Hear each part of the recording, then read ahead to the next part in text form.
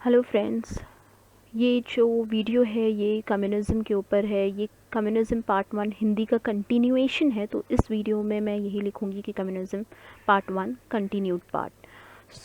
Communism का मैंने आपको बताया कि कम्युनिज़्म क्या है। ये एक आइडियोलॉजी है जो कहती है कि मीन्स ऑफ प्रोडक्शन जो है लोगों के हाथ में होना चाहिए, ना कि ग्रुप के, ना कि कोई क्लास के, लेकिन लोगों के हाथ में होना चाहिए। कलेक्टिव ओनरशिप के बारे में बात करता है कि जो कुछ है वो सबका है। ये बात करता है प्राइवेट प्रॉपर्टी के अगेंस्ट में। ये प्राइवेट प्रॉपर्टी को फेवर नहीं करता है। ये कहता है कि सोसाइटी क्लासलेस होनी चाहिए, मनीलेस होनी चाहिए, स्टेटलेस सोसाइटी होनी चाहिए। कम्युनिज़्म जो है डिस्ट्रीब्यूशन के बारे में बात नहीं करता है जैसे कि सोशलिज़्म करता है। ये सारी चीज़ मैंने आपको लास्ट वीडियो में बताया था। तो अब मैंने ये भी बताया था कैरेक्टरिस्टिक्स ऑफ कम्युनिज़्म, जो ख़ासियत है कम्युनिज़्म का। क्लासलेस, डिविजनलेस सोसाइटी, नो स्टेट और गवर्नमेंट। ये कहता है कि सोसाइटी ऐसी होनी चाहिए कि गवर्नमेंट नहीं होना चाहिए। इकनॉमी मनी के ऊपर बेस्ड नहीं होनी चाहिए। It should be no money based economy. ये सारी चीज़ मैंने आपको लास्ट वीडियो में समझाया था। अब ये जो मेरा नेक्स्ट स्लाइड है ये कहता है, ये एक क्वेश्चन पूछता है, एक सवाल करता है, does communist state exist in true sense. क्या सच में कम्युनिस्ट स्टेट इस दुनिया में है? अगर हम इस डेफिनेशन के हिसाब से जाएंगे तो कम्युनिस्ट स्टेट है ही नहीं।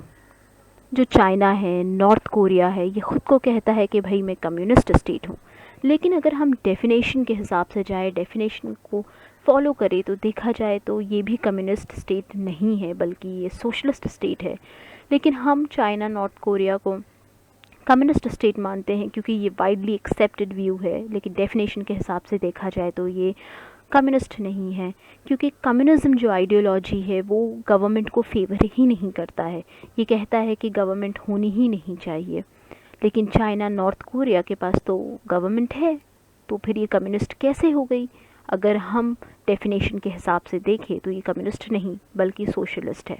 लेकिन हम इसको कम्युनिस्ट इसलिए कहते हैं क्यों करके ये वाइडली एक्सेप्टेड व्यू है। दूसरी बात, ये जो कम्युनिज़्म है और सोशलिज़्म है, दोनों एक अलग कॉन्सेप्ट है, लेकिन दोनों बात करता है कि वर्कर्स का एक्सप्लॉयटेशन नहीं होना चाहिए, और बात करता है there should be elimination of influence of economic class in the society. Socialism और कम्युनिज़्म के बहुत सारे डेफिनेशंस है, बहुत अलग अलग वेरिएशंस हैं, और लोगों ने ये दोनों कॉन्सेप्ट को ये दोनों आइडियोलॉजी को अपनी अपनी कंट्री में अपने हिसाब से थोड़े बहुत चेंजेस करके उसको इम्प्लीमेंट किया है। अब आप देखिए, सोशलिज़्म जो है, जो कॉन्सेप्ट है, वो डेमोक्रेसी को सपोर्ट करता है कि भाई डेमोक्रेसी होनी चाहिए सोसाइटी में। लोगों के राइट्स और लिबर्टीज़ के बारे में बात करता है कि राइट्स और लिबर्टीज़ होने चाहिए। वहीं हम देखें, ये जो कम्युनिज़्म आइडियोलॉजी है वो डिक्टेटरशिप के बारे में बात करता है, और वो राइट्स और लिबर्टीज़ को, लोगों की जो आज़ादी है उसको इतनी अहमियत नहीं देता है। अब हम सोशलिज़्म के बारे में बात करते हैं। जो सोशलिज़्म क्या कहता है कि सोसाइटी में जो इकोनॉमी है वो गवर्नमेंट प्लान करेगी, सब कुछ गवर्नमेंट के हाथ में होगा, लेकिन छोटे मोटे जो प्राइवेट बिजनेस है वो भी रहेंगे। लेकिन कम्युनिज़्म क्या कहता है कि सब कुछ गवर्नमेंट के हाथ में होगा, लेकिन प्राइवेट बिजनेस अलाउड नहीं है। Socialism personal property, private property के बारे में बात करता है, लेकिन कम्युनिज़्म कहता है कि ऐसा कोई कॉन्सेप्ट ही नहीं है, पर्सनल प्रॉपर्टी, प्राइवेट प्रॉपर्टी होनी ही नहीं चाहिए। सोशलिज़्म में पॉसिबल है कि कुछ लोग थोड़ा ज़्यादा अर्न करें, लेकिन कम्युनिज़्म में ऐसी पॉसिबिलिटी ही नहीं है। The ability to earn more than workers is almost non existent. Socialism में फ्रीडम ऑफ रिलीजन अलाउड है, लेकिन कम्युनिज़्म में नहीं अलाउड है। तो ये दोनों कॉन्सेप्ट बहुत ही डिफरेंट है, बहुत ही अलग है, और इसके बहुत सारे वेरिएशंस हैं। लोगों ने इसे अपने अपने कंट्री में इम्प्लीमेंट किया है अपने हिसाब से।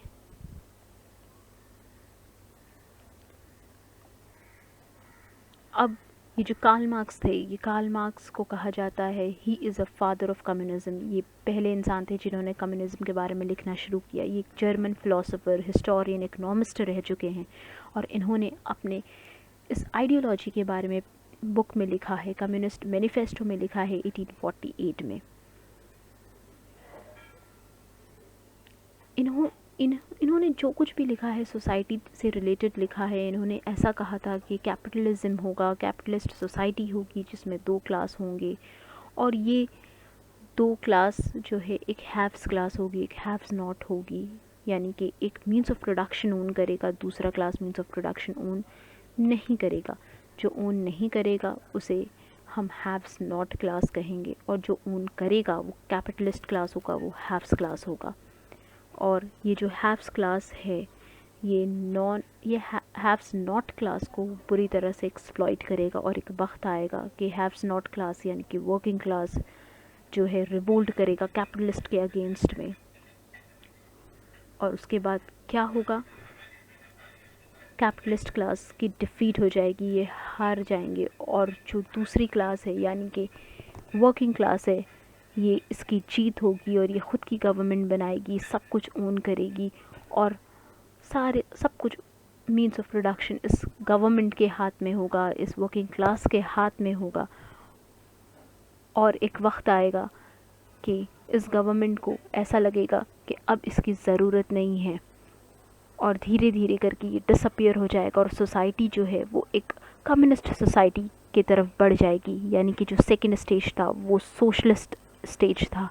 और जैसे गवर्नमेंट को रियलाइज़ होगा कि इसका अपना काम ख़त्म हो चुका है, और उस वक्त ये सोसाइटी बढ़ेगी कम्युनिस्ट स्टेट की तरफ। तो ये सारी बात कार्ल मार्क्स ने कही थी। ये मैं आपको आगे की स्लाइड में डिटेल में बताऊंगी कि कार्ल मार्क्स का क्या आइडिया था सोसाइटी को लेके, क्लासेस को लेकर के। तो कार्ल मार्क्स का जो भी आइडियाज़ था, उसके आइडियाज़ को कहा जाता है मार्क्सिज्म। जो लोग इसको फॉलो करते हैं उसको कहा जाता है मार्क्सिस्ट। और इन्होंने इस आइडियोलॉजी के बारे में अपने बुक में लिखा, लेकिन वो सिर्फ बुक में रह गया, और इसको इम्प्लीमेंट किया, इसको प्रैक्टिकल यूज़ में लाया लेनिन और स्टालिन ने। थोड़े बहुत आइडियाज़ उन्होंने अपने भी उसमें मिक्स किए, यानी कि मार्क्स के आइडियोलॉजी में मिक्स करके, क्योंकि कार्ल मार्क्स का जो आइडियोलॉजी था कम्युनिज्म का वो प्रैक्टिकल नहीं था, लेकिन लेनिन ने इसको प्रैक्टिकल बनाया, अपने कुछ आइडियाज़ इनके आइडियाज़ में मिक्स करके इसको यूएसएसआर में इम्प्लीमेंट किया। तो ये एक छोटा सा एक आप कह सकते हैं कि एक इंट्रो था कार्ल मार्क्स के बारे में। इनकी क्या आइडियोलॉजी थी, क्या सोच थी, ये मैं आपको अगले क्लास में बताऊंगी डिटेल में। तब तक के लिए इजाज़त चाहती हूँ।